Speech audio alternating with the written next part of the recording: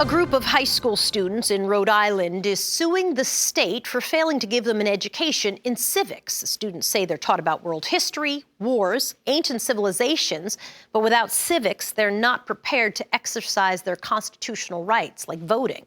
The students hope their case will make it all the way to the Supreme Court. If it does, they might find some support from Justice Sonia Sotomayor. She serves on the board of the nonprofit organization iCivics, which is working to educate kids and grown-ups about civics. I recently sat down with Justice Sotomayor, who warns that a lack of civics education is damaging the very fabric of America's democracy by fueling hyperpartisanship and incivility. I can't think of how many people describe someone as someone they admire, even if they don't agree with them. That's a very rare thing to hear nowadays. I'm sorry to hear that. I think it's true. I am very sorry. I think it's true. But if it is, then it's a very sad statement about where we are. You know, many colleagues think of Justice Thomas and I as being fundamentally different. Well, our views are a bit different, but I actually respect him for his treatment of people. He's the first one when someone's hurt or sick in the courthouse who reaches out and helps. The first set of flowers I received when my stepfather died were from Justice Thomas. I may disagree with him on a whole host of issues, but I can respect that part of that man. What brings the country together in a way where people can say, hey, listen, this person is completely on a different part of the aisle, across the aisle from me politically, but I respect them. I know we are at a time where people hate each other. What solves that? Is it civics that solves that? What fixes that? Civics helps that. I think civic engagement does, because it teaches people how to talk about issues, how to debate them, but in a civil way, and how to do it from a basis of information, because you need information to be persuasive about an argument. But putting that aside, I don't know where you were on September 11th. I was in New York City. Me too. And I looked up and a plane hit the building. I didn't see that, thankfully, although I experienced it only through watching it on television. I saw a woman from the Midwest being interviewed, and she said, you know, those New Yorkers, they're just like we are.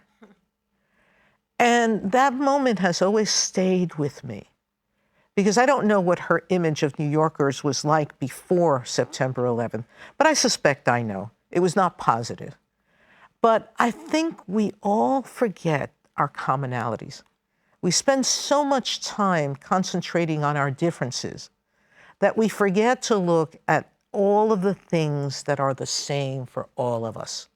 Love of family, loyalty to friends, our respect for community, our sense of wanting to be good and to give good things to others. We disagree on the details of how to do that, but fundamentally, we are more the same than different. Whether those differences are our skin color or the way we speak, our language, or how our eyes look, those things are very, very superficial. If you look at how we live our lives, virtually every community is tied to their family in one way or another, and that tie is fiercely close. We were speaking earlier today, and we talked about most mothers. Most mothers of any background. Hispanic and... We could do a whole show on that. Not alone. But I don't think it's different than any other group. I don't think there's any other group where mothers don't sacrifice everything they have for their children. But how does the country come together? By remembering that. We're here to support this country, to make it better, to improve this democracy. But if you can look at the person across the aisle with respect, at least, you can engage and talk. And if you engage and talk, you can eventually come to compromise. Sometimes you do it because, and I know a lot of people don't agree with this, because you begin to understand the other person's needs. And once you do that, you begin to appreciate where the compromises can come from. Supreme Court Justice Sonia Sotomayor. So nice to chat with you. Thank you. It was lovely to see you, Soledad.